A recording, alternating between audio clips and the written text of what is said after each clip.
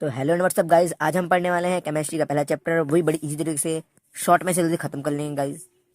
Chemistry का पहला chapter है हमारा केमिकल रिएक्शन। केमिकल रिएक्शन क्या होता है? जब न्यू सब्सटेंस बनता है नई प्रॉपर्टी के साथ तो उसे बोलेंगे केमिकल रिएक्शन। आपको अगर समझ नहीं आता, एक एग्जाम्पल जैसे मैग्नीशियम और ऑक्साइड।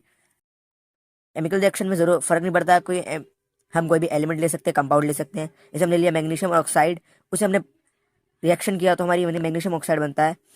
तो इसे हम एक केमिकल रिएक्शन कहेंगे। तो केमिकल रिएक्शन जो पार्ट लेते हैं उन्हें हम कहते हैं रिएक्टेंट। जैसे हमारा जो मैग्नीशियम है और हमारा ऑक्सीजन है, इन्होंने बस पार्ट लिया है तो ये हमारे रिएक्टेंट कहलाएंगे। ठीक है। और हमारा जो फाइनल प्रोडक्ट निकला है, जो रिजल्ट निकला है, प्रोडक्ट एट द रिजल्ट, उसे हम प्रोडक्ट बोलते हैं।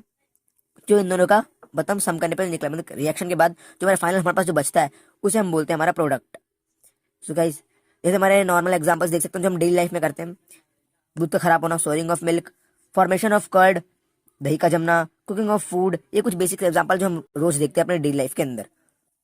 सेकंड टॉपिक है हमारा कैरेक्टरिस्टिक्स ऑफ केमिकल रिएक्शन। हम केमिकल रिएक्शन कैरेक्टरिस्टिक्स पढ़ेंगे। पहली कैरेक्टरिस्टिक्स है केमिकल रिएक्शन की, वो है फॉर्मेशन ऑफ ए गैस। तो इवोल्यूशन ऑफ गैस, मतलब हमें एक नई गैस का इवोल्यूशन दिखाया जाएगा। जैसे हमने लिया जिंक और ले लिया हमने सल्फ्यूरिक एसिड, उसका हमने रिएक्शन कराया तो हमारे पास आया जिंक सल्फेट, हमारी जो हाइड्रोजन गैस है वो रिलीज हो गई। तो पहली कैरेक्टरिस्टिक्स हो गई। दूसरी, फॉर्मेशन ऑफ ए प्रेसिपिटेट, किसी प्रेसिपिटेट का फॉर्मेशन होना। जैसे हमने लेड नाइट्रेट लिया, उसे पोटाशियम आयोडीन से रिएक्शन करा दी, उसके बाद हमारे पास जो आया, रिएक्शन करने के बाद हमारे पास प्रोडक्ट आया, वो है हमारा पोटाशियम लेड आयोडीन और हमारा पोटाशियम नाइट्रेट। जो हमारा लेड आयोडीन है वो एक पीपीटी है, मतलब हमारा प्रेसिपिटेट हो गया। ठीक है। उसके बाद हमारे केमिकल रिएक्शन की तीसरी प्रॉपर्टी पढ़ेंगे। ठीक है, चेंज इन कलर। तो कलर चेंज होगा भाई यहाँ पर। तो जैसे हमने लिया यहाँ पर पर्पल कलर की, हमने ले ली पर्पल कलर पर मैग्नेट ले लिया पोटाशियम का, और हमने एसिट्रिक एसिड ले लिया, इन दोनों की रिएक्शन करा दी। रिएक्शन करने के बाद हमारे पास क्या बचा? हमारे पास जो ये था ना पर्पल कलर का पर मैग्नेट, ये हमारा हो गया कलरलेस। भाई इससे पता चल रहा है हमारी जो तीसरी कैरेक्टरिस्टिक्स है वो characteristics change in colour. Colour जो है चेंज हो रहा है इस रिएक्शन के द्वारा। और हमारा जो चौथा रिएक्शन हो रहा है चेंज इन टेम्परेचर। टेम्परेचर में चेंज होगा वो हमारी कैरेक्टरिस्टिक्स दिखाएगा चेंज इन टेम्परेचर की। जैसे हमने कैल्शियम ऑक्साइड ली, उसे वाटर से रिएक्शन कराया, तो हमारे पास प्रोडक्ट आया हुआ है कैल्शियम हाइड्रोक्साइड, जो काफी गर्म होता है, जिससे हीटर को रिलीज करता है साथ में। अगला हमारा है पांचवी और लास्ट प्रॉपर्टी हमारी चेंज इन स्टेट। तो स्टेट चेंज में एग्जाम्पल से वैक्स लिया हमने, कैंडल ले ली हमने एक, उसे जलाया, पहले सॉलिड था, अपने धीरे लिक्विड हो गया, फिर धीरे धीरे धीरे पूरा जो है गैस में चेंज हो गया। तो इसको हम बोलेंगे चेंज इन स्टेट। जैसे सॉलिड से लिक्विड हो गया, लिक्विड से गैस हो जाएगा। इस तरीके से हम वाटर ले लिया, एक गिलास वाटर ले लिया, उसको गर्म कर दिया। भाई साहब गर्म करने के बाद क्या होगा? सारी वाटर जो है धुएं में उड़ जाएगी, ऐसा कुछ। तो मेरा इतना सा। तो बच्चों, जो भी केमिकल रिएक्शन है सारी की सारी अच्छे से पढ़ लेना, और ये स्टेट याद कर लेना बस, और ये एक एक एग्जाम्पल्स याद कर लेना। सो अगला टॉपिक है हमारा केमिकल इक्वेशन। तो केमिकल इक्वेशन होती क्या है? Representation of a chemical reaction with the help of symbol and formula. किसी भी केमिकल रिएक्शन की जो सिंबॉलिक रिप्रेजेंटेशन होती है उसे हम बोलते हैं सिंपल वे में केमिकल इक्वेशन। जैसे मैग्नीशियम ऑक्साइड बनता है, मैग्नीशियम प्लस ऑक्सीजन बनता है हमारा मैग्नीशियम ऑक्साइड। इसी का मैग्नीशियम फॉर्मूला क्या हो गया? Mg। ऑक्सीजन का फॉर्मूला क्या हो गया? O2। दोनों में क्या बन गए हमारे? मैग्नीशियम ऑक्साइड, तो MgO। ठीक है। अब केमिकल इक्वेशन की टाइप्स की बात करते हैं। तो केमिकल इक्वेशन जो होती है वो सिंपली दो टाइप की होती है। पहले हमारे होगी बैलेंस केमिकल इक्वेशन, ठीक है। दूसरी हमारे पास होगी अनबैलेंस केमिकल इक्वेशन। तो बैलेंस क्या होती है? इन दोनों से एक पढ़ लो, दूसरी अपने आप आ जाएगी। एक की रिवर्स है। जैसे हमें बैलेंस पढ़ लेते हैं, तो बैलेंस केमिकल इक्वेशन क्या होती है? जैसे equal number of atom of different elements on both side में देखेंगे। बोथ साइड में जो हमारे एटम्स होंगे, बोथ साइड्स, तो हमारे दोनों तरफ जो होंगे नंबर बराबर होंगे। जैसे हमारा मैग्नीशियम 2 है, यहाँ पे मैग्नीशियम 2 हो गए, यहाँ पे ऑक्सीजन 2, यहाँ पे ऑक्सीजन 2 हो गए। ठीक है। अब जो अनबैलेंस केमिकल इक्वेशन वो क्या होती है? जो अनबैलेंस केमिकल इक्वेशन वो ठीक उसकी उल्टी होती है। ठीक है, ठीक उसकी उल्टी होती है। कैसे होती है? जैसे हम पढ़ रहे हैं यहाँ पे मैंने पढ़ा था इक्वल नंबर ऑफ, यहाँ पे इक्वल है, लेकिन यहाँ पे हम पे पढ़ेंगे unequal number of atom of different elements on both side में। ठीक है। तो यहाँ पे क्या होगा? मतलब यहाँ पे बराबर थे, यहाँ पे बराबर नहीं होंगे। जैसे यहाँ पे मैग्नीशियम 1 है, यहाँ भी 1 है। यहाँ पे देखेंगे इस रिएक्टेंट में जो हमारे पास ऑक्सीजन जो है वो 2 है, लेकिन हमारे पास जो प्रोडक्ट में वहां पे ऑक्सीजन सिर्फ 1 ही है। तो गाइस ये अनबैलेंस हो जाएगा। ठीक है गाइस। सो अब हम सीखने वाले हैं बैलेंसिंग। तो बैलेंसिंग, तो हम सीखेंगे बैलेंसिंग। बैलेंसिंग करते कैसे हैं, ऐसे देखते हैं। यहाँ पर जो हमारे हाइड्रोजन आयंस है वो 2 है, और इस जगह पर जो हमारे आयंस है वो हमारे हैं 2। तो हमारे ये ठीक है। लेकिन यहाँ पे ऑक्सीजन की बात करें, यहाँ पे ऑक्सीजन 2 है, लेकिन हमारे ऑक्सीजन आयंस यहाँ पे 1 है। हम क्या करेंगे? यहाँ पे लिखेंगे H2 प्लस O2 बराबर है हमारा 2H2O के। तो यहाँ पर गाइस एक चीज़ गलत हो जाती है कि हमें यहाँ पे हमारा H2 है, यहाँ पे H2 है, यहाँ पे हमारा ऑक्सीजन जो है इसको लेकर 2 हो जाएगा, यहाँ पे हाइड्रोजन होगा वो 4 हो जाएंगे। हम क्या करेंगे, यहाँ पे लिखेंगे 2H2 प्लस O2 बराबर हो जाएगा हमारा 2H2। तो यहाँ पे हम चेक करेंगे 4 4 2 2, तो हमारा जो है एकदम ठीक हो चुका है, जो बैलेंस हो चुकी है। गाइस बैलेंस ही को ही हिट एंड ट्रायल मेथड कहते हैं, इस चीज़ को याद करिए, 1 नंबर के क्वेश्चन में आता है। दूसरी चीज़, हम बैलेंसिंग करते किस लिए, तो बैलेंसिंग करते हैं हम law of conservation of mass को दिखाने के लिए, क्योंकि लॉ ऑफ कंजर्वेशन मास जो भाई साहब है वो कहते हैं हमको कि मास जो है नहीं बनाया जा सकता है, नहीं मिटाया जा सकता है किसी भी रिएक्शन के दौरान। ठीक है, अगला टॉपिक पढ़ते हैं। हम किसी भी केमिकल इक्वेशन को और ज़्यादा डिटेल बना सकते हैं 3 चीज़ों को दर्शाकर। पहली चीज़ है हमारी by indicating physical state. Physical state क्या होती है, सॉलिड, लिक्विड, एक्वस और गैस। सॉलिड को हम एस से डिनोट करते हैं, लिक्विड को हम एल से डिनोट करते हैं, एक्वस को हम AQ से डिनोट करते हैं और गैस को हम G से डिनोट करते हैं। ठीक है, अगर हमारा है एग्जाम्पल देख लेते हैं इसका, जैसे कैल्शियम हाइड्रोक्साइड और हमारा कार्बन डाइऑक्साइड गैस हो गई, तो कैल्शियम हाइड्रोक्साइड का हमारा क्या हो गया, हमारा एक्वस सोल्यूशन हो गया। ठीक है, और हमारा कार्बन डाइऑक्साइड का भी गैस हो गई, और कैल्शियम कार्बोनेट हमारा सॉलिड होता है, और फिर हमारा जो H2 होता है हमारा लिक्विड होता है, क्योंकि ये जो है हमारा वाटर होता है। ठीक है, और अगला है बाय इंडिकेटिंग हीट चार्ज। तो दूसरा पॉइंट है हमारा वो है by indicating heat charge. Heat charge में हम 2 टॉपिक पढ़ेंगे, एक्सोथर्मिक और एंडोथर्मिक। तो एक्सोथर्मिक क्या होता है, जिसमें हीट जो है वो निकलती है, और एंडोथर्मिक क्या होता है, जिसमें हीट जो हमारी एब्जॉर्ब हो जाती है। जैसे एग्जांपल पढ़ेंगे, जो रिस्पिरेशन है, जैसे C6H12 हमारा प्लस करेंगे और रिएक्शन कराएंगे, हमारे से बनता है कार्बन निकलेगी और हाइड्रोजन वाटर निकलेगी, उससे जो एनर्जी निकलेगी मतलब हीट की एक फॉर्म निकलेगी एनर्जी, तो हमारे एक्सोथर्मिक कहलाएगी। ठीक है, तो हमारे एंडोथर्मिक पढ़ेंगे। एंडोथर्मिक में पढ़ेंगे फोटोसिंथेसिस। फोटोसिंथेसिस में क्या होता है, कार्बन और वाटर के कंपाउंड्स मिलकर जो हमारे बनाते हैं C6H12O6 और कार्बन डाइऑक्साइड को रिलीज करते हैं। कार्बन डाइऑक्साइड क्या हो गई, रिलीज हो गई, और इसमें ये प्रोसेस में सनलाइट एब्जॉर्ब हो जाती है, तो हमारी सनलाइट हीट की प्रॉपर्टी हो गई, सनलाइट एंडोथर्मिक हो गई इस तरीके से। अब हम पढ़ेंगे अगला टॉपिक हमारे केमिकल रिएक्शन के टाइप्स पढ़ेंगे। पहला टाइप हमारा chemical reaction combination reaction. Combination reaction क्या होता है, जब टू एलिमेंट और कंपाउंड्स मिलकर एक सिंगल कंपाउंड बनाते हैं, उसे हम बोलते हैं केमिकल कॉम्बिनेशन बोलते हैं। ठीक है, जैसे हमारा मैग्नीशियम हो गया प्लस O2 हो गया, जो हमारा बनता है MgO, मतलब मैग्नीशियम ऑक्साइड बन जाएगी। ठीक है, 2MgO बन जाएगा, जो हमारा कॉम्बिनेशन रिएक्शन, क्योंकि हमें 2 प्रोडक्ट मिलकर 2 एलिमेंट मिलकर हमारे एक सिंगल कंपाउंड तैयार कर रहे हैं, तो इसे हम कॉम्बिनेशन रिएक्शन। सेकंड है हमारा डिकॉम्बिनेशन रिएक्शन। जैसे इसमें क्या होगा, एक कंपाउंड जो होगा वो स्प्लिट हो जाएगा, स्प्लिट होकर 2 सिंपलर पार्ट में 2 एलिमेंट में आ जाएगा। जैसे यहाँ पर पढ़ेंगे हम, इसे पढ़ेंगे यहाँ पर हमारा कैल्शियम कार्बोनेट था, उसे हमने हीट करा, हीट करने पर हमारा क्या आया, कैल्शियम ऑक्साइड और हमारा कार्बन डाइऑक्साइड गैस है जो आ गए हमारे पास। तो ये जो है कॉम्बिनेशन रिएक्शन का जस्ट रिवर्स है। अगर हम MgO लेंगे, जैसे मैंने ले लिया, यहाँ पे हमने ले लिया MgO ले लिया, ठीक है, और इसे हमने हीट प्रोवाइड करी, हीट प्रोवाइड करी, हीट प्रोवाइड करने क्या होगा, हमारा जो MgO होगा ये डिवाइड हो जाएगा, और यहाँ पे हमारा 2Mg प्लस हमारा O2 आ जाएगा। इस तरीके से कुछ होगा। इसके 3 टाइप होते हैं, थर्मल, दूसरा इलेक्ट्रोलाइटिक, दूसरा फोटोलिटिक। थर्मल, थर्मल डिकम्पोजिशन होता क्या है, जिसमें हम हीट एनर्जी का इस्तेमाल करते हैं, उसी को हम बोलते हैं थर्मल डिकम्पोजिशन। ठीक है, इसके एग्जांपल पढ़ेंगे, CaCO3, इसमें हीट आ रही है और इसमें देखते हैं दोनों अलग हो रहे हैं। ठीक है, तो हीट का इस्तेमाल हो सकता है कहीं ना कहीं, जो थर्मल हो गया। दूसरा इलेक्ट्रोलाइटिक, यहाँ पे इलेक्ट्रिसिटी का इस्तेमाल होगा, जैसे नाम से ही पता लग रहा है, तो इसे इलेक्ट्रोलाइटिकल बोलेंगे, इलेक्ट्रोलाइसिस बोलेंगे। जैसे हमारे वाटर हो गई, हमने इसमें इलेक्ट्रिसिटी पास कराई, ठीक है, फिर हमारा हाइड्रोजन और ऑक्सीजन दोनों अलग हो चुके हैं। ठीक है, लास्ट क्या है हमारा, लास्ट है हमारा फोटोलिटिक। ठीक है, फोटोलिटिक क्या होता है, नाम से पता लग रहा है, जहाँ पे हम लाइट एनर्जी का इस्तेमाल करेंगे उसे हम फोटोलिटिक बोलेंगे। जैसे हमारा हो गई AgCl, इसमें हमने लाइट एनर्जी गुजारी, तो हमारे Ag और Cl अल्युमिनियम अल्कोलाइड दोनों अलग हो गए।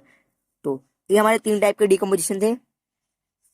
चलते हैं अगले टॉपिक की तरफ, इसे नोट कर लीजिए, इसको नोट करना है, हमारा डिकम्पोजिशन रिएक्शन। ठीक है, अब हमारा डिस्प्लेसमेंट रिएक्शन। डिस्प्लेसमेंट रिएक्शन क्या होता है, जब हमारा एक मोर रिएक्टिव एलिमेंट जो होगा वो एक लेस रिएक्टिव एलिमेंट को उसके कंपाउंड में से हटा देगा, उसकी जगह ले लेगा, तो उसे हम कहेंगे डिस्प्लेसमेंट रिएक्शन। ठीक है, जैसे हम पढ़ेंगे कॉपर सल्फेट और जिंक की रिएक्शन करेंगे, तो जिंक होता है रिएक्टिविटी सीरीज में सबसे नीचे आता है, तो रिएक्टिविटी सीरीज क्या होती है वो हम पढ़ाएंगे अगले टॉपिक में। ठीक है, तो इस चीज को पढ़ते हैं। जो हमारा कॉपर होता है वो लेस रिएक्टिव होता है कॉपर जिंक के, तो कॉपर जो होगा वो जिंक को कॉपर को रिप्लेस कर देगा, उसकी जगह ले लेगा, और हमारे पास जो रिएक्शन बचेगी वो हमारा जिंक सल्फेट आ जाएगा। जिंक सल्फेट बचेगा हमारे पास, और कॉपर जो है रिलीज हो जाएगी। कॉपर जो निकल जाएगा इससे। तो यहाँ पर जो जिंक ने है कॉपर को उसके रिएक्शन से डिस्प्लेस करा, मतलब हटा दिया, तो इसी को हम बोलेंगे डिस्प्लेसमेंट रिएक्शन। क्लियर। इस वीडियो में बात करेंगे रिएक्टिविटी सीरीज के बारे में। तो रिएक्टिविटी सीरीज सबसे पहले जो आता है हमारा आता है पोटाशियम, ठीक है। उसके बाद हमारा आता है सोडियम, उसके बाद आता है कैल्शियम, उसके बाद आता है मैग्नीशियम, उसके बाद आता है एल्यूमिनियम, उसके बाद आता है जिंक, उसके बाद आयरन, उसके बाद आता है लेड, उसके बाद आता है हाइड्रोजन, उसके बाद आता है कॉपर, उसके बाद आता है मरकरी, उसके बाद आता है सिल्वर, उसके बाद लास्ट में आता है गोल्ड। तो गोल्ड सबसे लेस रिएक्टिव होता है रिएक्टिव सीरीज के अंदर, और पोटेशियम सबसे ज्यादा हाई रिएक्टिव होता है, ठीक है। इसे आप याद कर लेंगे तो ज़्यादा बेहतर रहेगा आपके लिए। इसे याद करने के बाद आपको जो है किसी भी डबल डिस्प्लेसमेंट रिएक्शन में या फिर डिस्प्लेसमेंट रिएक्शन में कोई दिक्कत नहीं हो करने में। जैसे अगर आपके सामने ये आ जाए, अगर आपके सामने ये आ जाए ZnSO4 प्लस में, या फिर लिख दूं मैं अगर Cu, तो कई बंदे क्या करेंगे, बोलेंगे अच्छा भाई ये डबल डिस्प्लेसमेंट रिएक्शन लग रहा है, मैं क्या करता हूँ, सिंपल क्या करता हूँ, मैं इसे क्या करता हूँ, यहाँ पर लिख देता हूँ CuSO4 लिख देता हूँ। तो भाई ये तो देखो भाई, जो कॉपर है वो लेस रिएक्टिव है, वो नीचे आता है, और जो जिंक है वो बहुत ऊपर आता है, मतलब ज्यादा रिएक्टिव है। तो ज्यादा रिएक्टिव है, ये लेस रिएक्टिव है, तो कभी रिएक्ट ही नहीं करेगा। मतलब ये आंसर से गलत है, लेकिन कई लोग देखते नहीं है रिएक्टिव सीरीज। मैं तो बोलूँ रिएक्टिव सीरीज को फटाफट याद कर लो, इसे कॉपी में नोट कर लो, तो जल्दी नोट कर सकते हो। तो इसका स्क्रीनशॉट लो, फिर नोट कर लो इसे, ठीक है। तो नेक्स्ट रिएक्शन है हमारा डबल डिस्प्लेसमेंट रिएक्शन।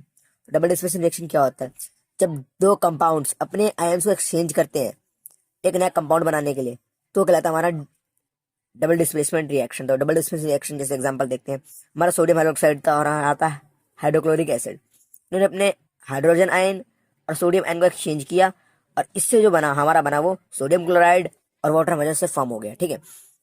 दो कंपाउंड थे, इन्होंने अपने अपने आगे के वाले को अपने आयन्स को चेंज करा, ठीक है। क्लियर। अपने आयन्स को, वैसे सिंपल देखा जाए, ट्रिक बताऊं सिंपल ट्रिक है इसकी। आगे वाले आयन्स की पोजीशन में चेंज, जब भी डबल डिस्प्लेसमेंट रिएक्शन होता है इनके आगे वाले पोजीशन चेंज कर दो, सिंपल हो जाएगा, बस इतना ही होता है। डबल डिस्प्लेसमेंट इतना हार्ड नहीं देखा जाए तो, ठीक है। अगर आता है रिडॉक्स रिएक्शन। रिडॉक्स रिएक्शन क्या होता है, रिडॉक्स रिएक्शन जो दो टर्म से बना है, एक ऑक्सीडेशन रिएक्शन और रिड्यूशन रिएक्शन, ठीक है। ऑक्सीडेशन क्या होता है, ऑक्सीडेशन रिएक्शन क्या होता है, जब हम किसी भी रिएक्शन के अंदर ऑक्सीजन को ऐड कर देते हैं तो ऑक्सीडेशन रिएक्शन हो जाता है, और या फिर उसमें से हाइड्रोजन को रिमूव कर दे तभी ऑक्सीडेशन रिएक्शन हो जाता है। और रिडक्शन रिएक्शन क्या होता है, सिंपल ऑक्सीडेशन का उल्टा, क्या होगा, रिडक्शन। जैसे हमने इसमें हाइड्रोजन को ऐड कर दिया या फिर हमने इसमें से ऑक्सीजन को हटा दिया, तो ये रिड्यूशन रिएक्शन हो जाएगा। जब इन दोनों टर्म्स हम एक साथ लाते हैं तो ये टर्म हमारी कहलाती है रिडॉक्स रिएक्शन, ठीक है। रिडॉक्स रिएक्शन कहलाती है। अब रिडॉक्स रिएक्शन में क्या होता है, देखिए इस वाले रिएक्शन में जो ऑक्सीजन होगा, मतलब ऑक्सीडेशन हो रहा है, देखिए हाइड्रोजन है, इसमें ऑक्सीजन मिल रही है, मतलब ऑक्सीडेशन हो रहा है, ठीक है। वो कॉपर है, कॉपर में से ऑक्सीजन हट रही है, ठीक है, मतलब रिडक्शन हो रहा है, तो दोनों एक साथ हो रहा है, तो इसे हम ऑक्सीडेशन बोलेंगे। अब ऑक्सीडेशन रिएक्शन से कई क्वेश्चन आते हैं। जब पहला क्वेश्चन आपके पास आएगा इससे कि आपसे पूछा जाएगा कि हाँ भाई ये आपको एक टर्म दे दी गई है, तो आप इसका जल्दी से ऑक्सीडाइजिंग टर्म निकालो, मतलब कौन सा है जो इसमें ऑक्सीडाइज हो रहा है। तो सबसे पहले देखेंगे ऑक्सीडाइज कौन है, तो यहाँ पे ऑक्सीजन किसके पास जा रहा है, सबसे पहले देखेंगे ऑक्सीजन हमारे हाइड्रोजन के पास जा रहा है, हाइड्रोजन यहाँ पे ऑक्सीडेशन हाइड्रोजन हो जाएगा हमारा, ठीक है, हाइड्रोजन लिख देंगे। उसके बाद हमारा सेकंड हमारा पूछा जाएगा हमसे कि इसमें रिड्यूस हो रहा हूँ, तो ऑक्सीजन किससे हट किससे, ऑक्सीडाइज का मतलब होता है कि ऑक्सीजन किसके पास जा रही है, तो यहाँ पे ऑक्सीजन हमारे कॉपर से हमारे हाइड्रोजन के पास पहुंच गई है, तो हाइड्रोजन लिखेंगे। और यहाँ पे रिड्यूस करना, ऑक्सीजन हट किससे रही है, तो कॉपर ऑक्साइड से, तो कॉपर ऑक्साइड लिखेंगे। आप एजेंट की बात करते हैं, हमारा ऑक्सीडाइजिंग एजेंट कौन होता है और रिड्यूसिंग एजेंट क्या होता है, ठीक है। ऐसे अगर हम फुल बात करें डिटेल में, तो हमारा ऑक्सीडाइजिंग एजेंट वो होता है जो ऑक्सीजन को मतलब पाता है। जैसे यहाँ पे ऑक्सीजन किसने पाई, यहाँ पे ऑक्सीजन हमारे हाइड्रोजन ने पाई, तो हमारा ऑक्सीडाइजिंग एजेंट हमारा हाइड्रोजन हो गया। और रिड्यूसिंग एजेंट कौन होगा, जिससे हट गया वो कॉपर ऑक्साइड हो गया हमारा, क्योंकि कॉपर रिड्यूस हुआ, इससे हट ही गया ना, शायद ऐसे हट गया, ठीक है। और सिंपल में कहा तो ये ऐसा होता है, लेकिन कई बार क्या होता है ये गलत हो जाता है, ये वाला टर्म जो है गलत हो गया। इस तरीके से करने से अगर बच्चे कंफ्यूज हो जाते हैं तो ये बच्चे ऐसे कर देंगे, लेकिन ये पूरी पूरी बात एकदम गलत है दोस्तों। मैं आपको सही तरीके से शॉर्ट ट्रिक बताया था करने की, इससे आप इसे 2 मिनट में सॉल्व कर दोगे। अब क्या करना है, जो ये है इनका रिवर्स कर दो, जो ऊपर से नीचे कर दो, मतलब ऑक्सीडाइजिंग एकदम CO O कर दो ऊपर, और नीचे H2 कर दो, बस ये एकदम सही है, उसका आंसर एकदम सही मैच करेगा, और ये जो होगा इसका एकदम सही मैच करेगा, और आपको उसमें एग्जाम जो है एक भी नंबर का कट ऑफ नहीं करने वाला है, ठीक है। इसे लिखवा लो, आप इस तरह से करेंगे शॉर्ट ट्रिक भी आपका जल्दी हो जाएगा, ठीक है। चलते अगले टॉपिक तरफ से है। तो नेक्स्ट टॉपिक हमारा कोरोजन। तो कोरोजन क्या होता है, the process in which metal are eaten up by action of air और मॉइस्चर। जब हमारा कोई भी मेटल होगा वो एयर या फिर मॉइस्चर के साथ रिएक्ट करेगा और उसके ऊपर एक लेयर तो रह जाएगी, उसे हम बोलेंगे कोरोजन। कोरोजन का सबसे मोस्ट कॉमन एग्जाम्पल हमारा रस्टिंग ऑफ आयरन होता है।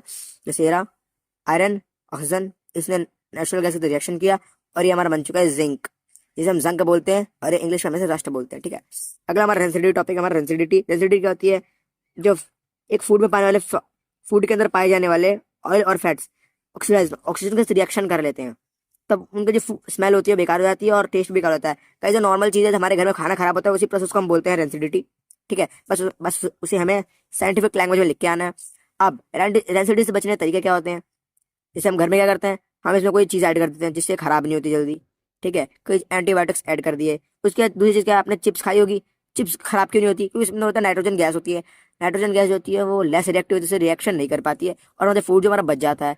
दूसरी चीज़, तीसरी चीज़ क्या, हमारा रेफ्रिजरेटर का इस्तेमाल कर सकते हैं, हम फ्रिज का इस्तेमाल कर सकते हैं। फ्रिज में जो होती है गैसेस होती है जिससे हमारा जो खाना खराब नहीं होता, हम फ्रिज का इस्तेमाल कर सकते हैं। तीसरी चीज़ क्या है, चौथी जो लास्ट चीज़ क्या है, हमेशा सन से दूर रख सकते हैं। सनलाइट जो होती है वो किसी भी रिएक्शन को बढ़ा देती है क्योंकि वो एक टाइप की कैटलिस्ट होती है। ठीक है, चलते हैं अगले टॉपिक की तरफ, इसे नोट कर लीजिए।